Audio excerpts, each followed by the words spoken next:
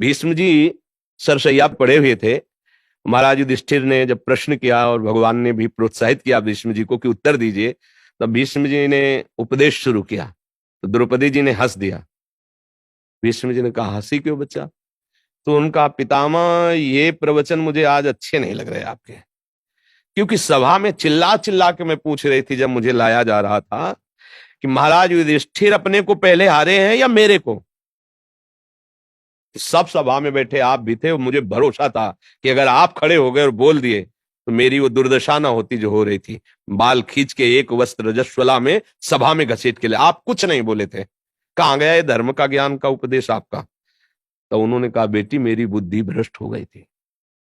पापी दुर्योधन का पक्ष और अन्न खाने से मेरी 6 महीना बाणों की सैया में पड़ा पड़ा रक्तस्राव हो गया है। भीषण कष्ट पा रहा हूं। अब मैं पवित्र हो गया हूं, इसलिए जो प्रश्न करोगे सही उत्तर दूंगा। उस समय मेरी बुद्धि शुद्ध नहीं थी जो मैं उत्तर दे देता। तो उन्होंने उदाहरण दिया कि एक परमहंस जी जंगल में रहते थे, कंदमूल फल आदि खाते थे। तो एक राजा वहां गया, जब देखा कि वो ध्यानस्थ है तो इंतजार करता रहा। फिर प्रणाम किया और कहा, महाराज कृपा करो, आप जैसे विरक्त महापुरुष हमारे घर में आएंगे तो हमारा गृह पावन हो जाएगा। तीर्थी कुर्वन्ते तीर्थानि, आप जैसे महात्मा चरण रख दें वो स्थान तीर्थ हो जाता है, तीर्थों को भी तीर्थत्व प्राप्त होता है। तो सोचा कि अधिकारी है, शास्त्र ज्ञानी है और संतों पर श्रद्धा करता है। चले गए, महल में गए, सुंदर सुंदर भोग विलास की सामग्रियां सब खाई पी।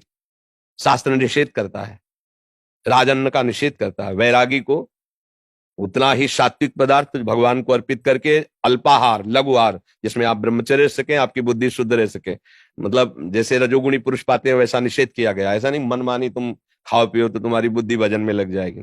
और खा पी के खूब अच्छे से राज सम्मान पा करके आए, भजन में अरुचि, वही महल का चिंतन, वही भोगों का चिंतन। यार कब राजा आएगा कि दोबारा बुलाएगा? अब कंदमूल फल खाने वाले, भजन छूटा, चिंतन राजा का। अब चिंतन इधर हुआ तो तपस्वी थे, तुरंत राजा पहुंचा, महाराज पधारिए। आज कुछ नहीं बोलना पड़ा, पीछे ही चले गए। महल में पाए और देखा ऐसे तो एक श्रृंगार कक्ष में हार टंगा हुआ था हीरों का। तो अवसर लेकर के, क्योंकि दास दासियां सेवा में नहीं, स्वयं राजा और रानी थे, तो वो हार लिया और झोली में डाल लिया, प्रसाद पाया और जय हो करके चल। रानी जब श्रृंगार को शाम को बैठी तो देखा हो, तो उनका, महाराज अपने इस निज महल में अपनी जो दास दासियां हैं, बिल्कुल कहीं उनका आना जाना नहीं, तो हार चुराएंगे क्यों? मुझे लगता है जिन संत भगवान को तुम लाए थे वो हार चुरा के ले गए।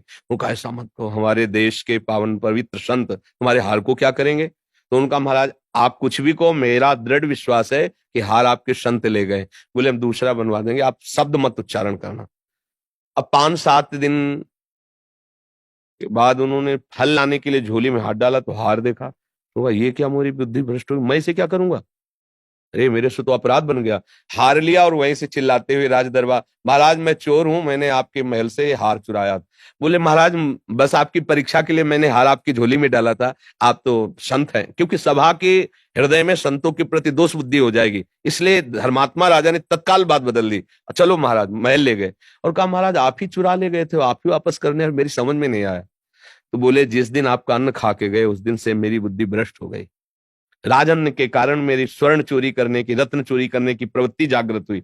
और जब 7 दिन से मैं भूखा हूं, क्योंकि मुझे कुछ अच्छा नहीं लग रहा था, आज मैं कंदमूल फल लेने के लिए झोली निकाला तो उसमें हार मिला, तब मुझे समझ में, महाराज ये आपके अन्न का प्रभाव है कि मुझ तपस्वी को चोरी करने के लिए विवश कर दिया। भीष्म जी ने कहा, बेटी अन्न का प्रभाव इतना बड़ा होता है कि मैं सब ज्ञान रखने वाला उस समय उत्तर नहीं दे सका। तो ये जो लोग सोचते हैं ना कि अधर्माचरण करके दान पुण्य मंदिर, कुछ नहीं, धर्म के द्वारा कमाए हुए धन का विभाग करो।